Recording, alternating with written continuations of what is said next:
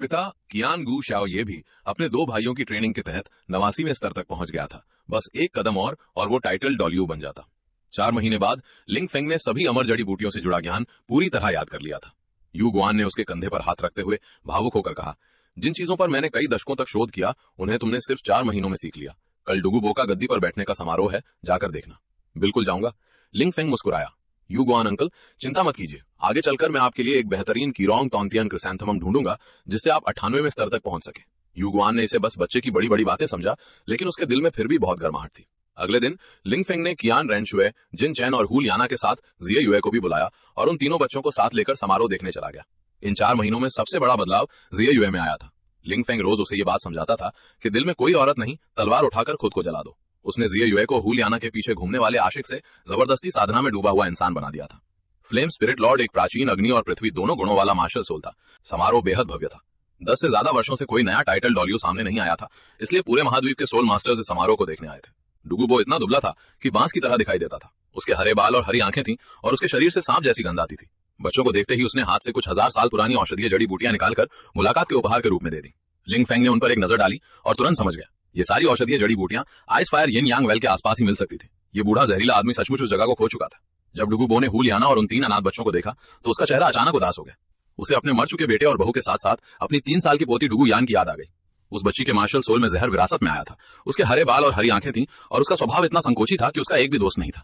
लिंग फेंग ने यह देखकर तुरंत मौका पकड़ लिया। डुगु दादाजी, आप यांग यान छोटी बहन को मार्शल सोल सिटी लेकर आइए और हमारे साथ खेलने दीजिए, हम सभी उसका स्वागत करेंगे। हुल याना ने भी पास से कहा, हाँ मुझे भी एक छोटी बहन चाहिए। कियान शुनजी और बड़े बुजुर्ग की आंखें भी चमक उठी। वे इन लोगों को अपने पक्ष में लाने के विचार से मन ही मन बेहद खुश थे, लेकिन ऊपर से उन्होंने कुछ नहीं दिखाया और महाद्वीप की स्थिति के बारे में बातचीत जारी रखी।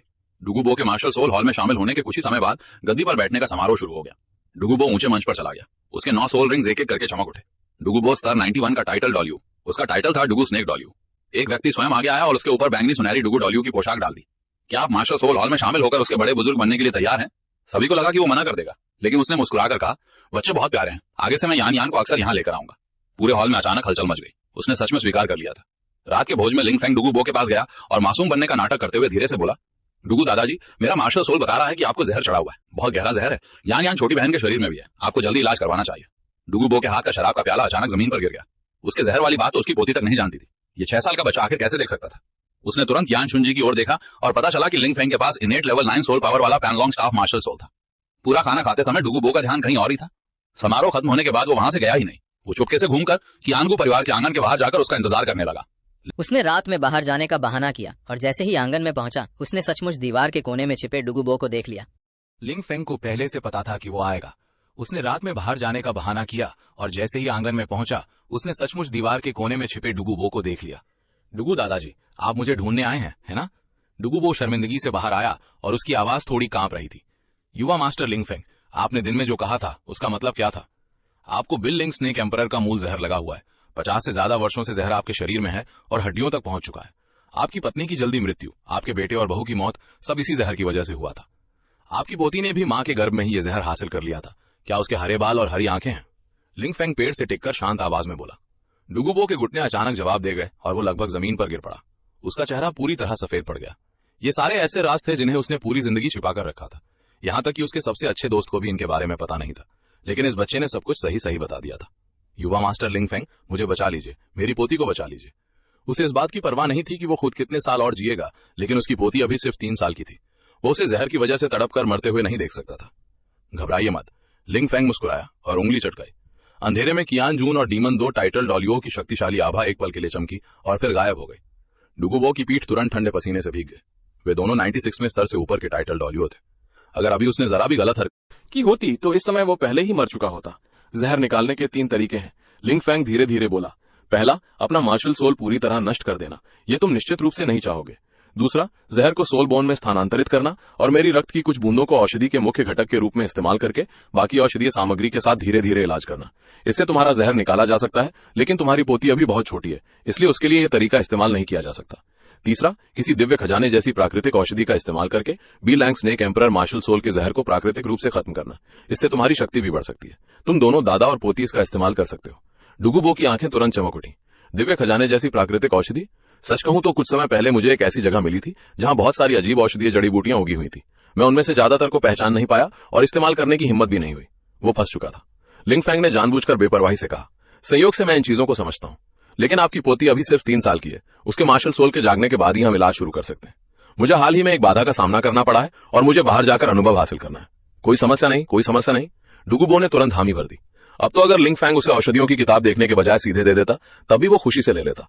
लेकिन मेरे परिवार वालों ने कहा है कि मुझे बाहर जाने से पहले एक स्तर पार करना होगा। बिल्कुल, सुरक्षा सबसे पहले। अब डुगुबो उसकी हर बात मानने लगा था। टांग सैन का सवाल था उसे कुछ वर्षों बाद आइस फायर यिनयांग वेल खोजने देना। उस समय वहां केवल बेकार घास बची होगी, कोई अमर जड़ी बूटी नहीं। अमर जड़ी बूटी के सहारे के बिना श्रेक के 7 राक्षस बस बेकार लोगों का समूह होंगे। यू शाओगांग चाहे अपनी थ्योरी को आसमान तक क्यों ना चढ़ा दे, फिर भी वो मार्शल हॉल के सामने आने लायक नहीं होगा। अगली सुबह लिंग फेंग ने अपने परिवार वालों से विदा ली और डुगुबो के साथ सनसेट फॉरेस्ट की ओर निकल पड़ा। कियान रेनशू दरवाजे पर खड़ी होकर चिल्लाई, जल्दी वापस आना। उसने हाथ हिलाकर जवाब दिया। उसके मन में पहले से ही अमर जड़ी बूटियों को बांटने की योजना चल रही थी। उसे ये दिखाई नहीं दिया कि उसके पीछे कियान डाओलियो उसकी पीठ को देखकर संतुष्टि से सिर हिला रहा था। जब ये सनसेट फॉरेस्ट से वापस आएगा तब मैं इसकी और श्योर की शादी तय कर दूंगा। सिर्फ यही मेरी पोती के लायक है। गोल्डन क्रोकोडाइल डूलो हंसते हुए अपनी मूंछों तक को हिला रहा था। मुझे लगता है ये बच्चा भविष्य में सचमुच हमारे मार्शल हॉल को पूरे महाद्वीप पर कब्जा दिला सकता है। उड़ने वाले सोल टूल पर बैठे लिंग फेंग ने नीचे तेजी से पीछे छूटते जंगल को देखा। उसके होठों पर एक ठंडी मुस्कान उभर आई। तांग सान तेरी जिनियान में उचलियान पर 3 मून धुलवा के पास केवल लाइट सेक्रेड ड्रैगन और डार्क सेक्रेड ड्रैगन जैसे 2 महान मार्शल सोल्स ही नहीं थे, बल्कि उसने आइस फायर यिनयांग वेल पर भी अकेले अधिकार कर लिया था। मार्शल सोल सिटी में लिंग फेंग के निवास पर रहने वाली डुग्गू यान अब पहले जैसी बिल्कुल नहीं रही थी। कभी वो अपने दादा डुग्गू बो के साथ इधर उधर भटकती रहती थी। उसका बचपन अकेलेपन और जहरीली चीजों के बीच बीता था। वो डरपोक थी, संकोची थी और उसे दोस्ती और अपनापन जैसी चीजों का कोई अनुभव नहीं था। लेकिन लिंग फेंग, कियान रेनशू, हुलियाना और बाकी उम्र साथियों के साथ रहने के बाद डुग्गू यान पूरी तरह बदल गई थी। अब उसके चेहरे पर हमेशा मुस्कान रहती थी। उसकी आंखों में बच्चों जैसी मासूमियत थी और उसका स्वभाव भी पहले से कहीं ज्यादा खुशमिजाज हो चुका था। अपनी पोती को पहली बार इस तरह खुलकर हंसते देखकर डुग्गू बो के मन में एक ही बात थी। वो नहीं चाहता था कि डुग्गू यान भी उसकी तरह पूरी जिंदगी अकेलेपन और दुख में गुजारे। इसी दौरान युएग्वान वहां पहुंचा। कभी डुग्गू बो और युएग्वान एक दूसरे के कट्टर दुश्मन हुआ करते थे, लेकिन इस बार युएग्वान लड़ने नहीं आया था। वो मार्शल हॉल की तरफ से एक बेहद बड़ा प्रस्ताव लेकर आया था। युएग्वान सीधे डुग्गू बो से बोला, अगर तुम मार्शल हॉल में शामिल हो जाते हो तो तुम्हें तुरंत चौथा बुजुर्ग बनाया जाएगा, तुम्हारा पद सम्मानित होगा और डुग्गू यान को जीवन भर सुरक्षा मिलेगी। फिर उसने डुग्गू बो की सबसे बड़ी चिंता पर वार किया। मार्शल हॉल में अभी कई 89 स्तर के सोल डूलो मौजूद हैं। वे सभी बुजुर्ग बनने की प्रतीक्षा कर रहे हैं और कुछ ही वर्षों में टाइटल डूलो बन सकते हैं। अगर तुमने देर की तो सिर्फ अपना पद ही नहीं बल्कि यान का सुरक्षित भविष्य भी खो सकते हो। डुग्गू बो ने पूरी जिंदगी किसी के सामने झुकना स्वीकार नहीं किया था, लेकिन इस बार मामला उसकी अपनी शक्ति या सम्मान का नहीं था। मामला उसकी पोती का था। आखिरकार उसने मार्शल हॉल में रहने का फैसला कर लिया। उसने युएग्वान और गोस्ट डूलो के साथ पुराने सभी हिसाब किताब खत्म करने की बात भी रख दी। कुछ ही समय बाद मार्शल सोल सिटी के बाहर एक भयंकर टाइटल डूलो युद्ध हुआ। उस युद्ध के बाद डुग्गू बो ने मार्शल सोल सिटी में अपना स्थान पूरी तरह बना लिया।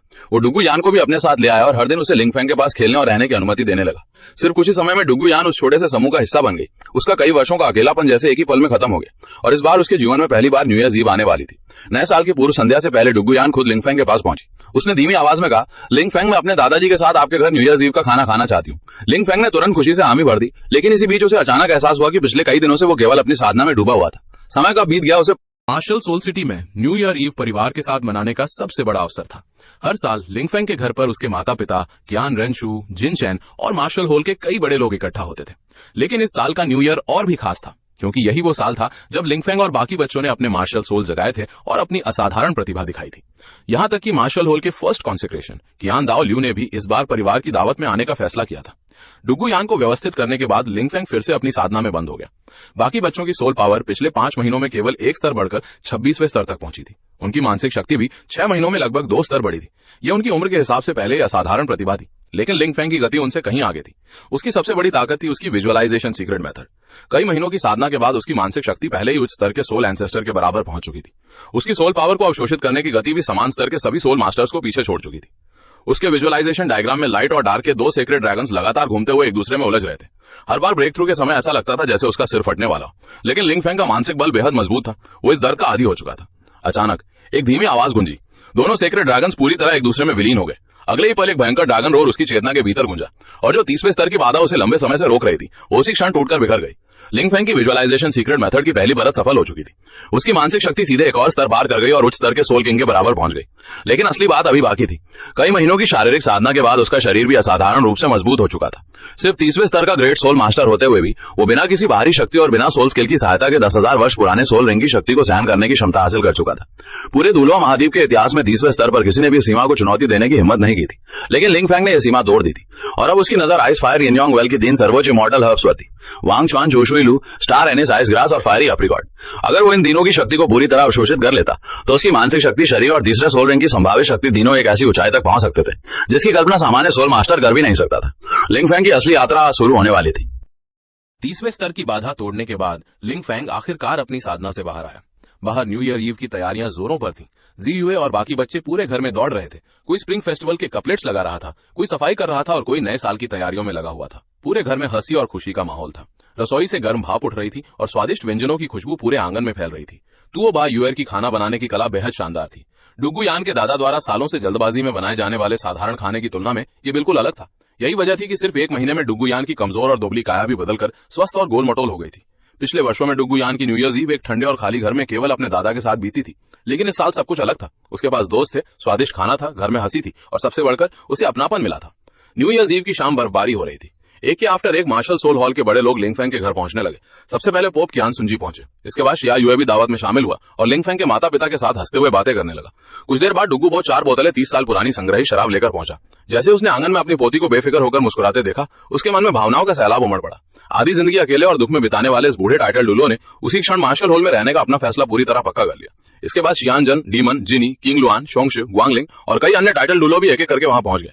आमतौर पर जिन शक्तिशाली लोगों के आसपास सोल मास्टर्स की भीड़ रहती थी, आज वे सभी लिंग फैंग के घर में सिर्फ एक परिवार की तरह न्यू ईयर मनाने आए थे। और सबसे आखिर में पहुंचे मार्शल हॉल के सबसे शक्तिशाली व्यक्ति, लेवल 99 सुप्रीम डुलो कियान दाओ ल्यू। वर्षों से दुनिया से लगभग अलग रहने वाला यह महान व्यक्ति आज अकेले बर्फ के बीच चलकर आया था और इस बार उसने केवल औपचारिक रूप से आकर वापस जाने के बजाय पूरी दावत में बैठने का फैसला किया। दावत शुरू हुई। बड़े लोगों के लिए अलग मेज थी और बच्चों के लिए अलग। बड़ों की मेज पर शराब और गंभीर बातचीत चल रही थी, वहीं बच्चों की मेज पर हंसी मजाक, खेल और खाने को लेकर छीना झपटी मची हुई थी। पूरा घर बेहद गर्मजोशी से भरा था। कियान दाओ ल्यू चुपचाप इस दृश्य को देख रहा था। उसकी आंखों में भी दुर्लभ नरमी दिखाई दे रही थी और पहली बार उसने दिल से लिंग फैंग की क्षमता को पूरी तरह स्वीकार किया। उसके मन में एक ही विचार था, उसने समय रहते सही फैसला लिया था। शराब के कई दौर गुजरने के बाद कई बड़े लोग बरामदे के नीचे आकर खड़े हो गए। सामने आसमान आतिशबाजी से जगमगा रहा था। बच्चों की हंसी पूरे आंगन में गूंज रही थी। मार्शल हॉल के लोगों ने कई वर्षों बाद ऐसा खुशहाल पारिवारिक मिलन देखा था। इसी दौरान लिंग फैंग चुपचाप डुगु बो के पास पहुंचा। उसने धीरे से कहा, सीनियर, मैंने 30वें स्तर की बाधा पार कर ली है। कल से हम उस खजाने वाली जगह के बारे में बात कर सकते हैं। सिर्फ इतना सुनते ही डुगु बो का शरीर कांप उठा। उसके चेहरे पर अविश्वास साफ दिखाई देने लगा। सिर्फ आधे साल में 30वें स्तर तक पहुंचना, यहां तक कि इनेट फुल सोल पावर वाले प्रतिभाशाली सोल मास्टर के लिए भी ऐसी गति लगभग असंभव थी। लिंग फैंग की साधना की गति दूल्हा महाद्वीप की सामान्य समझ से पूरी तरह बाहर थी। उस क्षण डुगु बो ने अपनी आखिरी शंका भी छोड़ दी। उसने गंभीरता से वादा किया कि कुछ दिनों बाद वो खुद लिंग फैंग को उस महान खजाने वाली जगह पर लेकर जाएगा और वो जगह थी आइस फायर यिनयांग वेल। नए साल के तीसरे दिन बर्फबारी रुक गई। आसमान साफ हो चुका था। सारी तैयारियां पूरी थी। लिंग फैंग, डुगु बो और डुगु यान तीनों अपनी यात्रा पर निकल पड़े। उनका लक्ष्य था आइस फायर यिनयांग वेल। तीनों दक्षिण की ओर बढ़े, मैदान पार किए, पहाड़ पार किए और 2 दिनों की यात्रा के बाद आखिरकार वो बेहद खतरनाक सनसेट फॉरेस्ट में प्रवेश कर गए। जंगल के अंदर चारों ओर घना कोहरा था। हवा में नमी और गर्मी दोनों मिली हुई थी। हर तरफ जहरीली वनस्पतियां मौजूद थी। कोई सामान्य सोल मास्टर इस जगह में कुछ कदम भी आगे नहीं बढ़ सकता था, लेकिन डुगु बो की poison type soul power barrier ने तीनों को सुरक्षित रखा।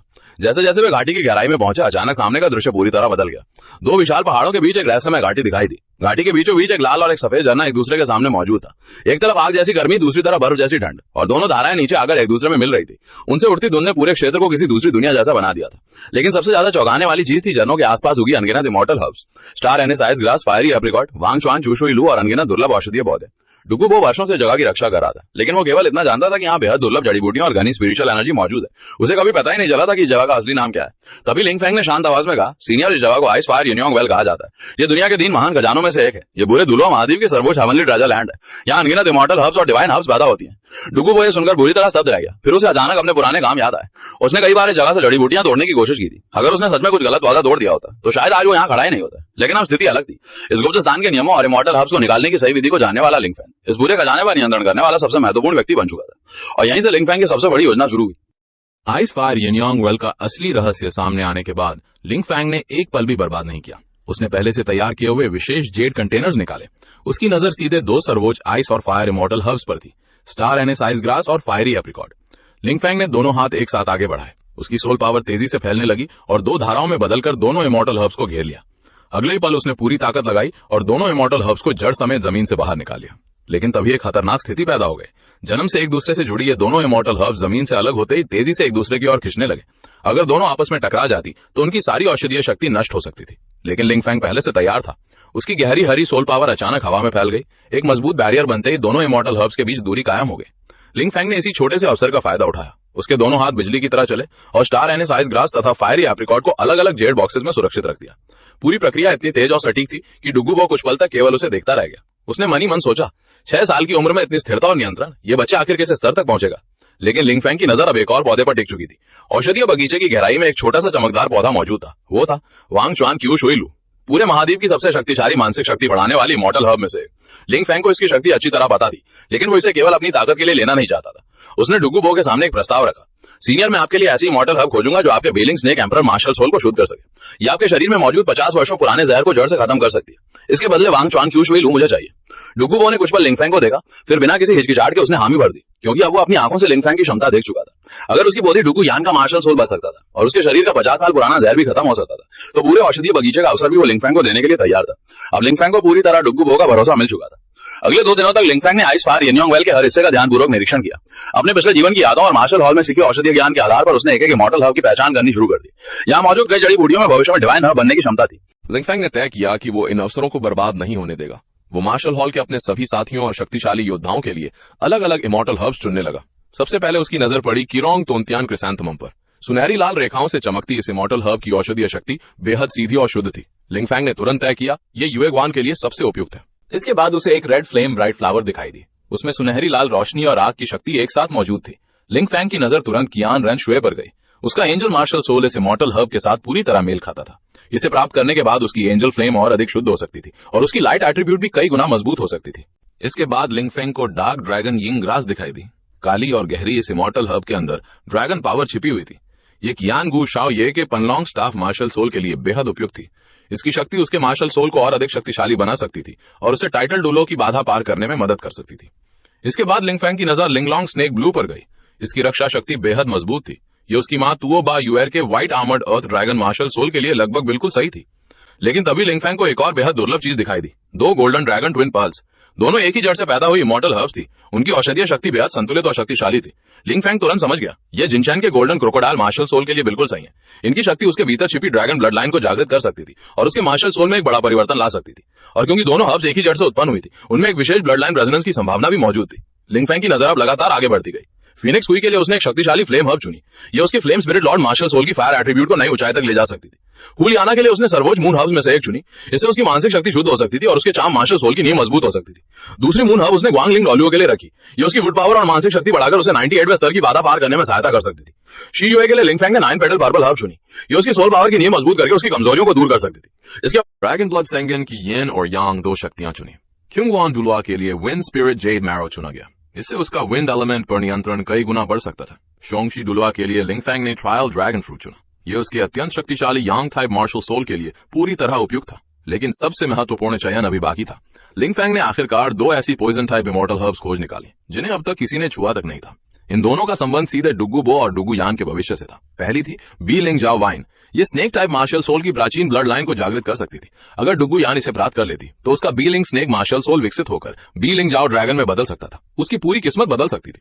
दूसरी इमॉर्टल हर्ब आसपास मौजूद जहर को अपने अंदर खींचकर उसे मार्शल सोल को पोषण देने वाले तत्वों में बदल सकती थी। यानी डुगू बो के शरीर में पिछले 50 वर्षों से जमा जहर, जिसने उसकी आधी जिंदगी बर्बाद कर दी थी, उसे पूरी तरह खत्म किया जा सकता था। 50 साल का दर्द, अपनों को खोने का दुख और अकेलेपन से भरी जिंदगी। लिंग फैंग केवल 2 इमॉर्टल हर्ब से डुगू बो का पूरा भाग्य बदलने वाला था। डुगू बो की आंखों में पहली बार लंबे समय बाद उम्मीद दिखाई दी। उसके दिल में लिंग फैंग के लिए अब केवल एक भावना बची थी, गहरा आभार। और उसी क्षण उसने मन ही मन तय कर लिया, वह पूरी तरह लिंग फैंग और मार्शल हॉल के साथ खड़ा रहेगा। लेकिन असली परिवर्तन अभी शुरू होना बाकी था, क्योंकि अब लिंग फैंग अपनी खुद की शक्ति को बदलने वाला था। सभी के लिए इमॉर्टल हर्ब्स चुनने के बाद अब लिंग फैंग की बारी थी। वो आइस फायर यिन यांग वेल के ठीक मिलन बिंदु पर पालथी मारकर बैठ गया। उसने सबसे पहले फायरी एप्रिकॉट निगल ली। जैसे ही इमॉर्टल हर्ब उसके शरीर में पहुंची, भयानक गर्मी पूरे शरीर में फैल गई। उसके 5 आंतरिक अंग ऐसे महसूस होने लगे जैसे किसी भट्टी में रख दिए गए हों। मांसपेशियां जलने लगी, नसों में आग दौड़ने लगी। लेकिन लिंग फैंग ने अपने दांत भींच लिए। सिर्फ 6 साल की उम्र में उसने वो दर्द सहना शुरू कर दिया जिसे सामान्य सोल मास्टर एक पल भी सहन नहीं कर सकता था। गर्मी लगातार बढ़ती गई और जब वो अपने चरम पर पहुंची, लिंग फैंग ने तुरंत स्टार एनाइस आइस ग्रास निगल ली। अगले ही पल वो सीधे आइस फायर यिन यांग वेल के मिलन वाले झरने में कूद गया। एक तरफ भयंकर आग और दूसरी तरफ असहनीय बर्फ। दोनों शक्तियां उसके शरीर के अंदर पागलों की तरह टकराने लगी। कभी उसका शरीर आग से जलता तो अगले ही पल बर्फ से जम जाता। उसकी नसें बार बार सिकुड़ती और फैलती रहीं। उसका मांस लगातार आइस और फायर की शक्ति से धुलता रहा। यह भयानक प्रक्रिया 1 घंटे, 2 घंटे और फिर पूरे 3 घंटे तक चलती रही। जिस आइस और फायर की टक्कर में कोई सामान्य व्यक्ति एक पल में फटकर मर सकता था, लिंग फेंग ने उसे 3 घंटे तक सहन किया। सबसे आश्चर्यजनक बात यह थी कि इस पूरी प्रक्रिया के दौरान उसका शरीर बिल्कुल स्थिर रहा। उसकी शारीरिक शक्ति लगातार बढ़ती गई। उसकी त्वचा, मांसपेशियां, नसें और हड्डियां सब कुछ आइस और फायर की शक्ति से लगातार मजबूत होता गया। जी आगे सुनाऊं। 3 घंटे बाद आखिरकार लिंग फेंग ने आंखें खोली। उसका शरीर पहले जैसा नहीं रहा था। उसकी शारीरिक मजबूती और लचीलापन समान स्तर के सोल मास्टर से बहुत आगे निकल चुका था। लेकिन अभी उसका सबसे महत्वपूर्ण परिवर्तन बाकी था। लिंग फेंग ने अब वांग चुआन चूशिलू उठाई। उसने इमॉर्टल हर्ब को बिना किसी हिचकिचाहट के निगल लिया। जैसे ही उसकी औषधीय शक्ति शरीर में पहुंची, एक ठंडी और बेहद शुद्ध ऊर्जा उसके मानसिक समुद्र में फैल गई। उसकी मानसिक शक्ति तेजी से बढ़ने लगी। उसका मेंटल सी लगातार विस्तृत होता गया। कुछ ही समय में वो एक विशाल तारों भरे आकाश जैसा दिखाई देने लगा और उसके बीच लाइट और डार्क के 2 सेक्रेड ड्रैगन्स की विजुअलाइजेशन शैडो पहले से कहीं ज्यादा स्पष्ट हो गई। उनके शरीर से निकलती शक्ति लगातार बढ़ रही थी। लिंग फेंग की मानसिक शक्ति फिर एक स्तर पार कर गई। वो सीधे उच्च स्तर के सोल किंग की सीमा तक पहुंच गई। तभी उसकी भौहों के बीच अचानक गर्माहट पैदा होने लगी। एक रहस्यमय शक्ति वहां जमा होने लगी। उसका तीसरा डिवाइन ई भी धीरे धीरे अपना प्रारंभिक रूप लेने लगा। एक पूरी रात अपनी नई शक्ति को स्थिर करने के बाद अगली सुबह लिंग फेंग ने आइस फायर यिन यांग वेल के पूरे क्षेत्र से इमॉर्टल हर्ब्स इकट्ठी करना शुरू किया। लेकिन उसने लालच में आकर पूरा औषधीय बगीचा खाली नहीं किया। उसने केवल वही इमॉर्टल हर्ब्स निकाली जिन्हें उसने अलग अलग लोगों के लिए चुना था। बाकी हजारों वर्षों से पुरानी स्पिरिचुअल हर्ब्स को उसने वहीं सुरक्षित छोड़ दिया, क्योंकि लिंग फेंग जानता था कि इन जड़ी बूटियों का भविष्य में भी बहुत बड़ा उपयोग हो सकता है। अगर इन्हें युगवान के औषधीय ज्ञान के साथ इस्तेमाल किया जाए तो मार्शल सोल हॉल के लिए बड़ी संख्या में उच्च स्तर की औषधियां तैयार की जा सकती थी और इन्हीं औषधियों की मदद से भविष्य में लगातार नए टाइटल डुओलो तैयार किए जा सकते थे। यानी लिंग फेंग ने सिर्फ अपनी शक्ति नहीं बढ़ाई थी, उसने मार्शल सोल हॉल के पूरे भविष्य की नींव बदल दी थी। इन इमॉर्टल हर्ब्स के कारण मार्शल सोल हॉल में 2 सुप्रीम डुओलो, 3 लेवल 98 पीक डुओलो और 2 लेवल 97 टाइटल डुओलो जैसी भयानक शक्ति पैदा होने वाली थी। इतनी शक्ति अपर 3 सेट्स और दोनों बड़े साम्राज्यों को दबाने के लिए पर्याप्त थी। यहां तक कि स्लॉटर सिटी और सीगॉड आइलैंड के खिलाफ भी मार्शल सोल हॉल के पास पूरी तरह दबाव बनाने की क्षमता आ सकती थी। सारी तैयारियां पूरी होने के बाद लिंग फेंग, डुगुबो और डुगुयान मार्शल सोल सिटी लौटने के लिए निकल पड़े। कुछ दिनों की यात्रा के बाद वो आखिरकार वापस पहुंच गए। लेकिन लिंग फेंग सीधे अपने घर नहीं गया। वो बिना समय गंवाए कॉन्सेक्रेशन हॉल की ओर चला गया, क्योंकि अब उसे उन सभी लोगों के सामने इस फायर यिन यांग वेल से लाए गए इमॉर्टल हर्ब्स पेश करनी थी। और किसी को अंदाजा नहीं था कि उन हर्ब्स को देखते ही कॉन्सेक्रेशन हॉल में कितना बड़ा तूफान उठने वाला था। कियान दाओ लियू ने अपनी आंखों से इन लंबे समय से खोई हुई इमॉर्टल हर्ब्स को देखा तो उसके चेहरे पर भी गहरा आश्चर्य दिखाई दिया। उसने सबसे पहले गोल्डन ड्रैगन ट्विन पर्ल्स निकाली और उन्हें सीधे गोल्डन क्रोकोडाइल डुओलो के सामने रख दिया। लिंग फेंग ने गंभीर आवाज में कहा, इन दोनों इमॉर्टल हर्ब्स की उत्पत्ति एक ही जड़ से हुई है। आपके गोल्डन क्रोकोडाइल मार्शल सोल और इनके ड्रैगन ब्लड लाइन के बीच एक विशेष रेजोनेंस पैदा हो सकता है। अगर आप इनकी शक्ति को पूरी तरह अवशोषित कर लेते हैं तो आपके मार्शल सोल में एक बड़ा परिवर्तन हो सकता है। 98वें स्तर की बाधा पर कई वर्षों से अटके गोल्डन क्रोकोडाइल डुओलो की आंखों में तुरंत चमक आ गई। वो जानता था कि उसके सामने शायद उसकी जिंदगी का सबसे बड़ा अवसर खड़ा था। उसने दोनों इमॉर्टल हर्ब्स को बेहद सावधानी से स्वीकार कर लिया। इसके बाद लिंग फेंग ने एक एक करके बाकी इमॉर्टल हर्ब्स भी उनके सही लोगों को सौंपनी शुरू कर दी। युगवान के लिए थी किरोंग तोंगटियन क्रिसैंथेमम, कियान रेनशू के लिए रेड फ्लेम ब्राइट फ्लावर, कियानगू शाओये के लिए डार्क ड्रैगन यिंग ग्रास, तोबा यूआर के लिए लिंगलोंग स्नेक ब्लूम, हुलियाना के लिए मून हर्ब, ग्वांगलिंग डुओलो के लिए दूसरी मून हर्ब। हॉल के अंदर मार्शल सोल हॉल के सभी टाइटल डुओलो एक जगह इकट्ठा थे। सभी की निगाहें सामने खड़े छोटे से लिंग फेंग पर टिकी थीं। गोल्डन क्रोकोडाइल डुओलो उसे ध्यान से देख रहा था। लिंग फेंग की समझदारी, अपने माता पिता के प्रति सम्मान और हर काम को पहले से सोचकर करने की आदत देखकर उसके मन में इस बच्चे के लिए बहुत प्रशंसा थी। लेकिन साथ ही उसके दिल में थोड़ी निराशा भी थी, क्योंकि उसका अपना पोता जिन चेन भी प्रतिभाशाली था। लेकिन लिंग फेंग के सामने उसकी मानसिकता, सोच और दुनिया को समझने का तरीका काफी पीछे था। सामान्य दिनों में जिन चेन शरारत करने और मुसीबत खड़ी करने का भी शौकीन था। गोल्डन क्रोकोडाइल डुओलो ने कई बार मन ही मन सोचा था, काश लिंग फेंग उसका अपना पोता होता। इतना समझदार और आज्ञाकारी बच्चा आखिर क्यान जुन और डेमन डुओलो के परिवार को कैसे मिल गया? लेकिन लिंग फेंग ने आसपास से आ रही प्रशंसा और ईर्ष्या भरी निगाहों की कोई परवाह नहीं की। उसका चेहरा बिल्कुल शांत था। वो धीरे धीरे एक एक करके सुंदर जेड बॉक्सेस बाहर निकालने लगा। आज वो मार्शल सोल हॉल के सबसे शक्तिशाली लोगों को उनकी इमॉर्टल हर्ब्स देने वाला था। हर इमॉर्टल हर्ब उसने बेहद सावधानी से चुनी थी। किसी की मार्शल सोल एट्रीब्यूट, किसी की कमजोरी और किसी की भविष्य की साधना, हर चीज को ध्यान में रखकर उसने ये अवसर तैयार किए थे।